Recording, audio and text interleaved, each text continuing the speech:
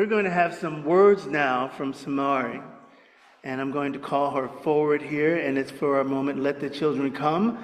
And you have the slide for this moment in front of you, but you also have it in your bulletin. Come on down. Thank you for this as well.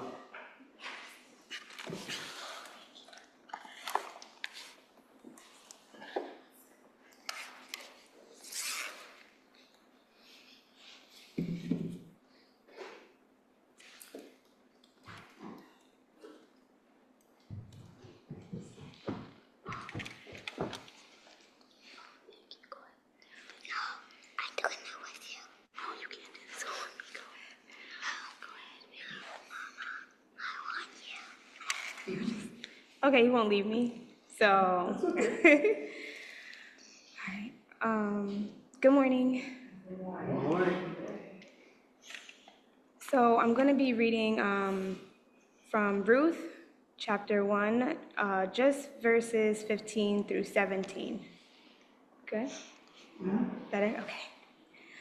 So, look, said Naomi, your sister-in-law is going back to her people and her gods.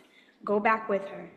But Ruth replied, don't urge me to leave you or to turn back from you.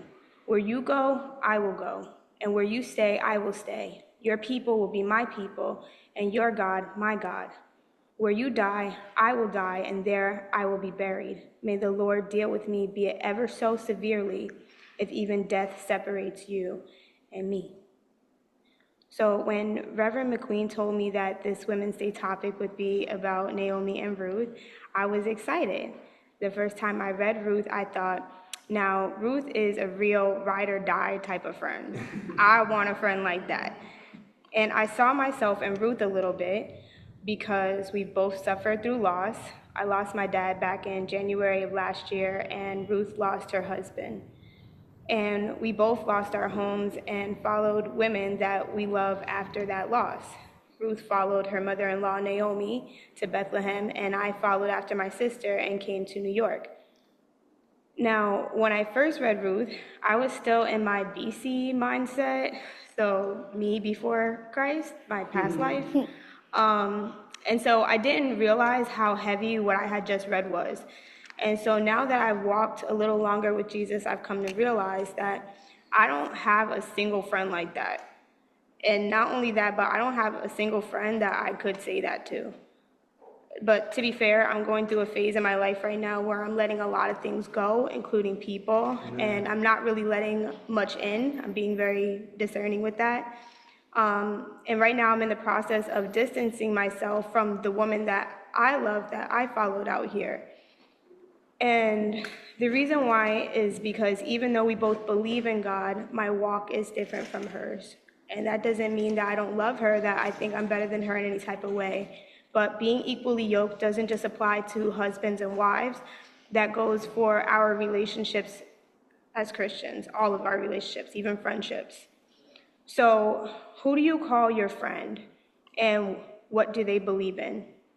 And this matters because our friends' attitudes, beliefs, and behaviors rub off on us, whether we realize it or not. Going back to Genesis 19, Sodom and Gomorrah, when the crazy townspeople came banging on Lot's doors to have relations with the visitors or the angels, Lot offered up his 2 daughters instead. So Lot was in Sodom for so long that wickedness, that ick had got on him. And he was considered righteous because that's why the visitors were there in the first place, to save him, right?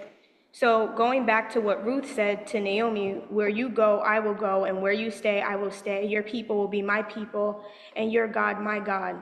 All of that matters because it will eventually rub off on us. But this also made me think about what type of friend I am.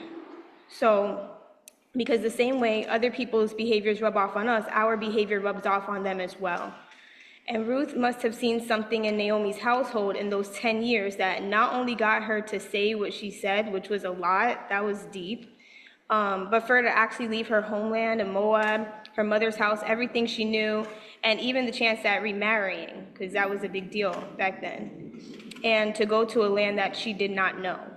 So what did Ruth see? And I feel as if she saw her fruit. No good tree bears bad fruit, nor does a bad tree bear good fruit. Luke 6:43. So despite Naomi, everything that Naomi had lost, her husband, her sons, even though she had nothing to offer Ruth, it says in verse 14, after the third time Naomi had urged them to just go back, and Orpah just said, okay. At this, they wept aloud again. Then Orpah kissed her mother-in-law goodbye, but Ruth clung to her. So if we go real quick, and I promised I'm almost done, but if we go to Romans 12:9, right before it says love must be sincere, it says, hate what is evil, cling to what is good. So it doesn't matter if Naomi eventually wanted to change her name to Mara, which meant bitter. Her fruit was not bitter. Her fruit was good.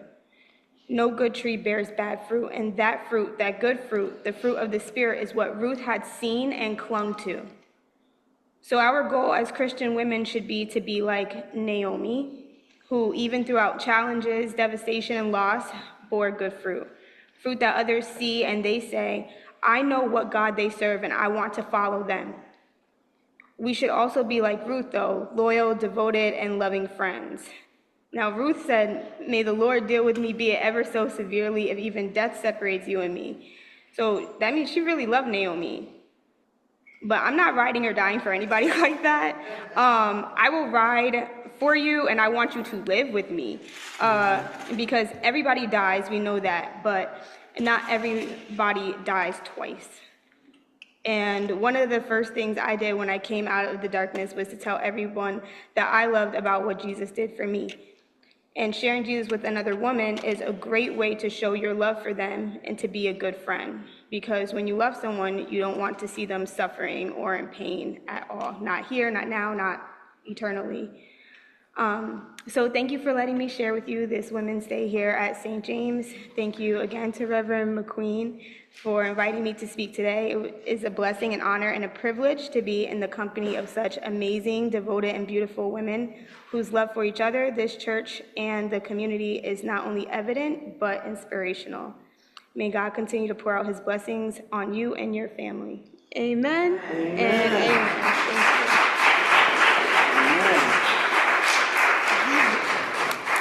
Thank you.